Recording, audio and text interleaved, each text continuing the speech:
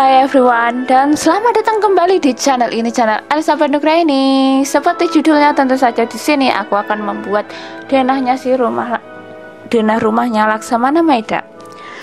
Ya, Laksamana Jepang itu udah sangat terkenal lagi di seluruh buku sejarah Indonesia karena dia merelakan rumahnya sebagai tempat pertemuan berbagai golongan pergerakan nasional, dan akhirnya menjadi tempat untuk perumusan naskah proklamasi sendiri.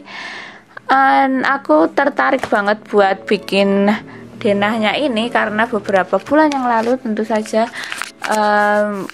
sangat penasaran dengan sejarah bangsa Indonesia ini karena pengen menambah wawasan nasional ya, belajar tentang sejarah dan menemukan bahwa rumah Laksamana Maida ini, wah ini loh rumah yang buat lokasi perumusan naskah proklamasi. Meskipun sih di video, di YouTube, di internet itu banyak sekali yang room tour karena rumah ini kan udah dijadikan museum proklamasi, tapi tidak ada yang room tour secara keseluruhan. Dan setelah mengulik-ulik akhirnya menemukan denah rumahnya pas masih menjadi rumahnya si Laksamana Maida, yaitu sumbernya ya di sini aku dapat ini dia petanya denah atau gambar kerjanya itu dari kebudayaan.com.go.id. Di sana ada gambar kerja ya denahnya, cuman dia gambarnya udah profesional, ada potongan dan lain sebagainya, tapi di sini itu nggak lengkap, nggak ada dimensinya, nggak ada as-asnya, jadi cukup sulit untuk menggambarnya di AutoCAD karena kita nggak tahu ukurannya, ataupun gambar di SketchUp karena kita nggak tahu ukurannya. Jadi lagi pula software itu yang biasa aku pakai buat bikin permodelan rumah di sini itu cukup berat, sedangkan rumahnya Laksamana Maida ini sepertinya wow besar banget ya. Jadi akhirnya aku memutuskan untuk menggambar semuanya ini memakai ini dia namanya game The Sims Free Play. Dia bisa bikin denah rumah, bisa bikin rumah, cuman fiturnya itu nggak lengkap, jadi nggak bisa bikin fasad yang aneh dan sebagainya, sehingga fasadnya nanti akan berbeda, ataupun ruangannya juga nanti akan berbeda dari denah itu, dari yang seharusnya ya, karena ini memang game, cuman mainan yang nggak bisa diajak buat desain rumah yang serius. Setidaknya bisalah menjadi simulasi, oh jadi dulu itu keadaannya seperti ini, denah rumahnya seperti ini. Nah begitu. Oke, dan sepertinya video ini akan sangat membosankan, entah kenapa, karena ya cuman begini, siapa sih yang mau nonton kayak gini, dan narasinya juga nggak cukup bagus. Agak sedikit bingung sih aku sama YouTuber gamers begitu, mereka bisa bikin narasi yang menyenangkan, sedangkan cari ide buat ngomong itu susah banget ya. Setelah praktek sendiri ternyata susah. Oke, jadi sumbernya tadi denah-denah dari situs itu, dan dia berbahasa Belanda, saudara-saudara. Oh my god, tadinya itu pusing banget dia bahasa Belanda dan banyak singkatan-singkatan, tapi akhirnya nemu juga nih dia artinya, tapi yang bingung itu nanti di lantai keduanya ini. Nah lantai keduanya ini di bahasa Belandanya itu dia beda-beda, tapi kenapa di artinya itu sama? Jadi entahlah, nanti di akhir dipikirkan lagi. Oke, jadi kali ini udah sampai di mana ini dia, aku bikin apa ini sepertinya.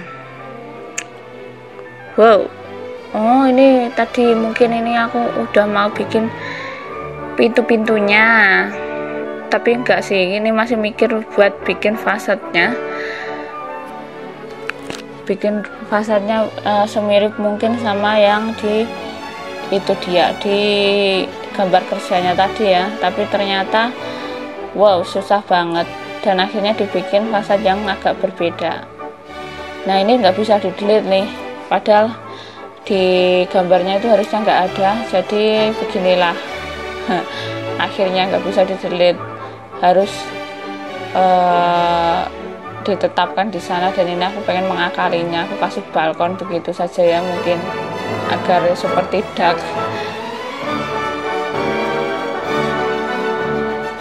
Udah jadi bubur, nggak bisa di delete, nggak bisa jadi nasi lagi, dan akhirnya diakalin aja begini. Dan ternyata railing di balkoni di game ini nggak bisa dihapus.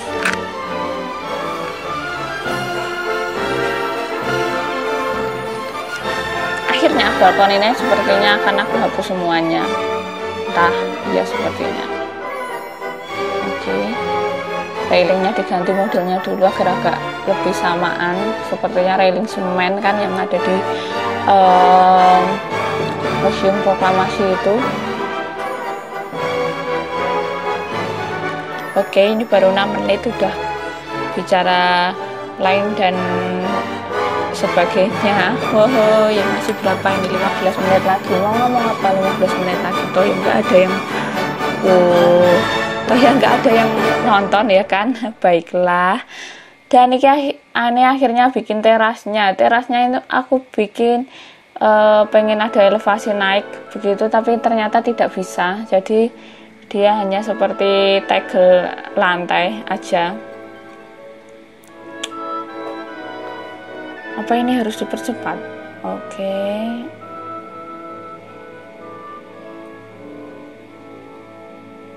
Oke, susah ya bikin kolom. Nah, di sana udah menyediakan kolom kayu opsinya yang ada di game ini, padahal seharusnya enggak. Sepertinya kolom beton ya yang ada di tempat aslinya, di rumah aslinya, tapi nggak apa-apa karena ini game, harus ngikuti gamenya, karena nggak bisa bikin gambar sendiri, kecuali di SketchUp bisa bikin gambar sendiri.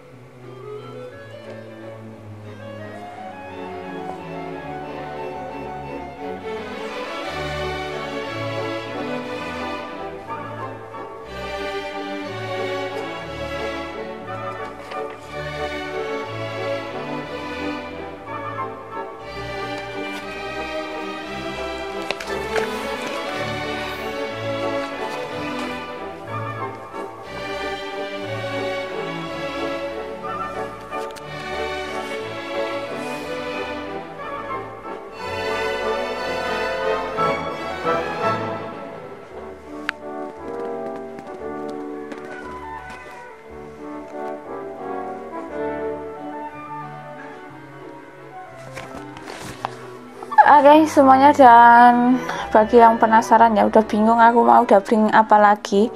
Jadi gimana sih rumah Laksamana Maida ini bisa jadi tempat untuk apa ini namanya, tempat untuk berkumpul sepertinya. Gimana sih rumah ini jadi tempat berkumpul untuk perumusan naskah proklamasi. Jadi rumah Laksamana Jepang Tadashi Maeda ini itu dianggap tempat yang aman dari penindakan oleh Angkatan Darat Jepang yang menjadi penguasa di daerah Jawa. Seperti yang kita ketahui bahwa pada zaman pendudukan Jepang, Sumatera dan Jawa diperintah oleh pemerintah militer Angkatan Darat atau kita disebut Rikugun, sedangkan wilayah Indonesia selebihnya diperintah oleh Angkatan Laut atau yang disebut Kaigun. Laksamana Maeda sendiri itu merupakan kepala kantor penghubung Angkatan Laut di daerah kekuasaan Angkatan Darat. Mr. Ahmad Subarjo dan sejumlah pemuda Indonesia bekerja pada kantornya dan karenanya mempunyai hubungan baik dengan Laksamana tersebut. Berdasarkan hubungan baik itu, rumah Maeda yang terletak di Jalan Imam Bonjol dan kini sudah menjadi museum proklamasi, dijadikan tempat pertemuan antara berbagai golongan pergerakan nasional, baik golongan tua maupun golongan pemuda. Di rumah itulah naskah proklamasi dirumuskan oleh 3 orang pimpinan golongan tua, yakni Soekarno, Hatta, dan Subarjo. Tetapi itu semua dengan disaksikan oleh 3 orang eksponen pemuda, yakni Soekarni, B.M. Diah, dan Mbah Dero, serta beberapa orang Jepang. Mereka semua duduk menyendiri di kamar makam rumah itu. Sedangkan yang lainnya menunggu di serambi muka. Yang menuliskan klatnya adalah Insinyur Soekarno, sedangkan DRS Muhammad Hatta dan Mr. Ahmad Subarjo menyumbangkan pikiran secara lisan. Sebagai hasil perbincangan mereka bertiga, itulah diperoleh rumusan tulisan tangan Insinyur Soekarno yang seperti itu ya, yang udah terkenal, ada di mana-mana, ada di buku sejarah seperti ini.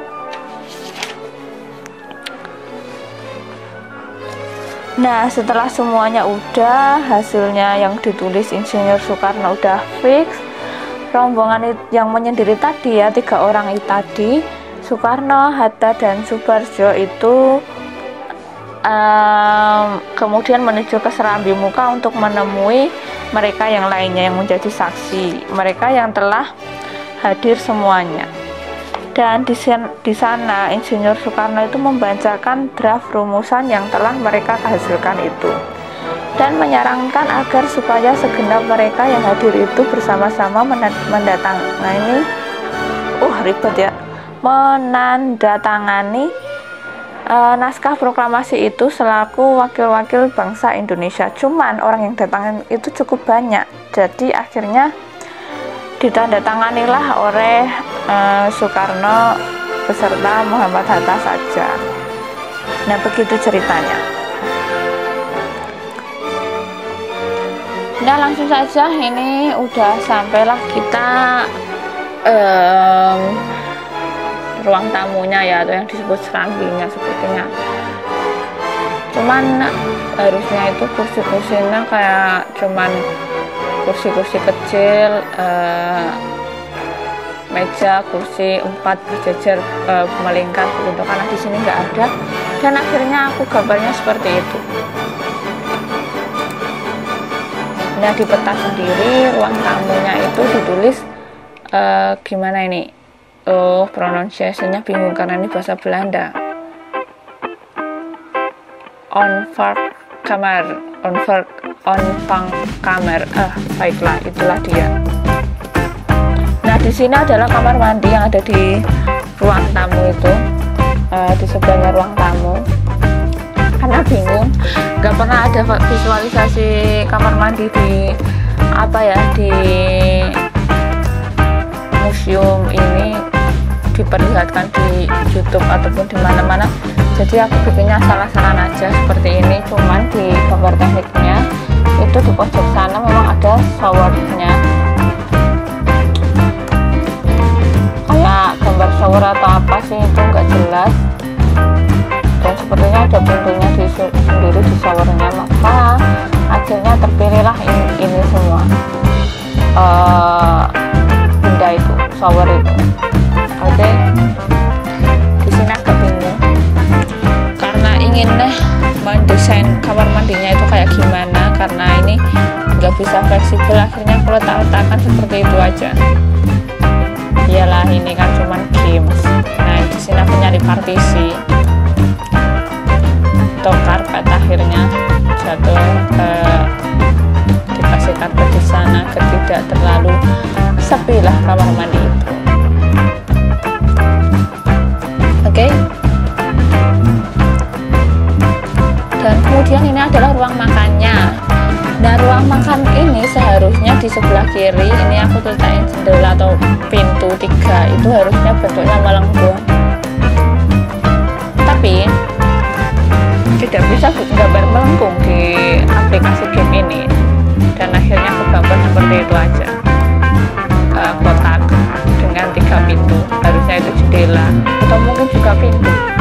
Wah, susah banget ini mah menafsirkan gambarnya. Oh, tapi di gambar ini sepertinya pintu, tapi kalau di video-video YouTube yang room tour kok kayak jendela. Apakah pintu jendela itu apa ya, terlalu besar hingga bisa menjadi sebuah pintu dan digambar pendek ini seperti gambar pintu, ataukah itu hanya pintu yang nampak seperti jendela? Makanya akhirnya di game ini tadi aku gambar sebagai pintu, karena di gambar tekniknya itu juga cuma pintu. Nah, ini adalah dapur bersih. Jadi rumah ini punya 2 dapur, dan di situ di peta ditulis dapur bersih by Keuken. Oke, kita lihat, tanya si apa ini Google Translate, gimana sih pronunciation dapur bersih dalam bahasa si apa ini Belanda. Oke, kita lihat, buka Google Translate. Alright,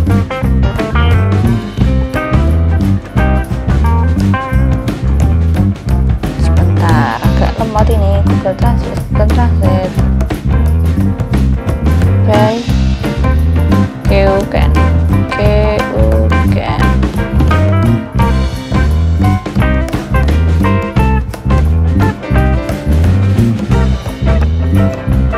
Dutch. Iya kan, Belanda itu Dutch.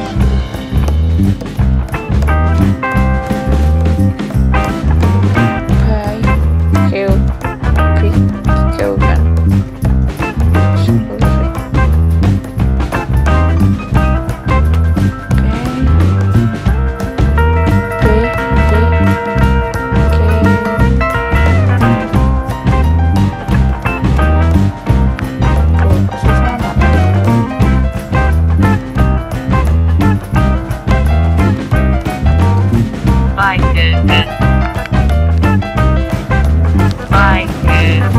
Oke, jadi dia pronunciasinya Keuken.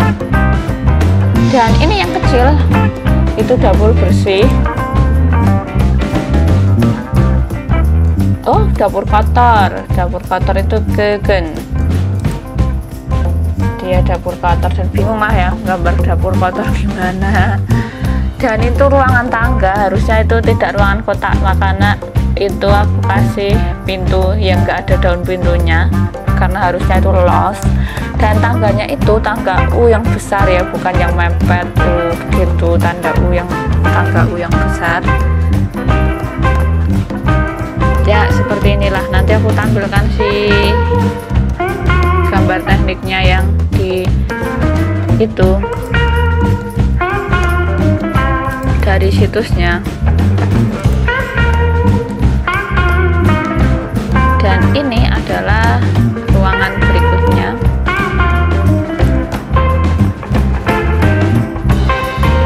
Alias lantai kedua.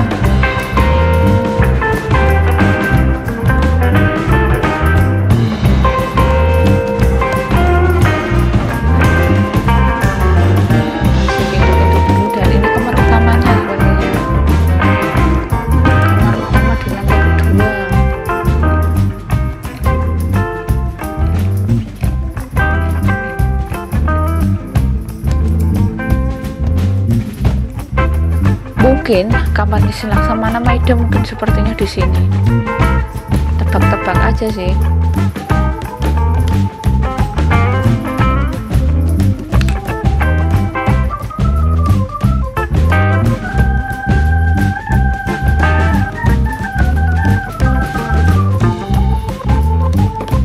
Dan di sini itu selanjutnya ruangan kecil, ini mungkin tempat ruangan belajarnya si mana Maida Boudoir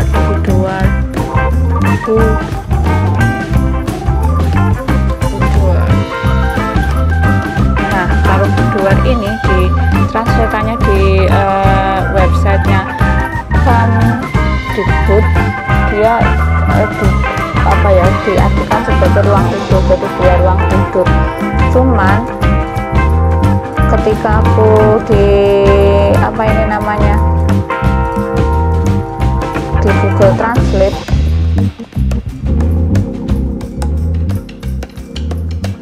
Boudoir artinya ruang belajar.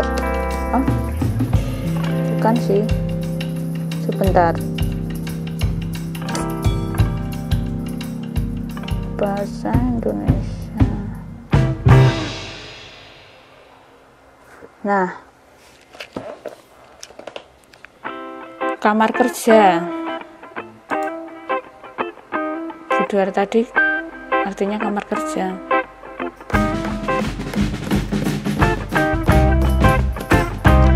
Nah, dan di lainnya ini kamar-kamar tidur ini aku nggak yakin dia kamar tidur apa enggak, karena dia di kamar-kamar yang lain ini kalau diartikan di Google Translate dia nggak keluar artinya, karena itu merupakan singkatan kayak Norlock, GR-Lock, Zutlock dan lain sebagainya. Entah aku pronunciasinya salah atau benar. Cuman di Kemdikbud atau di Kemdikbud yang udah tercantum di sana itu adalah ruang inap.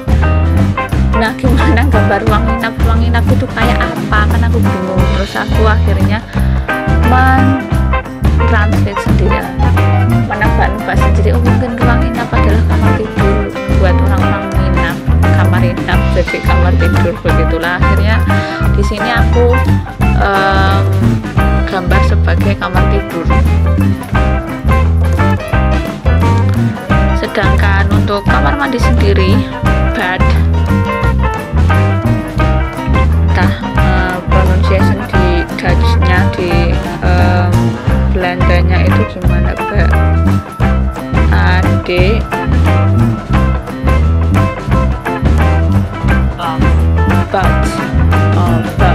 pronunciation-nya sepertinya begitu. Dan itu adalah kamar mandi, dan akhirnya aku gambar seperti itu, selayaknya gambar sebuah kamar mandi. Dan inilah pewarnaannya, yes, akhirnya sampai udah di finishing untuk pewarnaan tembok dan lantainya, tapi dia nggak ada yang mirip seperti motif warna yang mirip seperti di Museum Proklamasi. Akhirnya aku pilih ala kadarnya. Dan beginilah keseluruhan rumah ini. Terima kasih yang udah nonton. Mungkin nanti akan aku upload room tournya seperti apa. Oke, thank you so much for watching and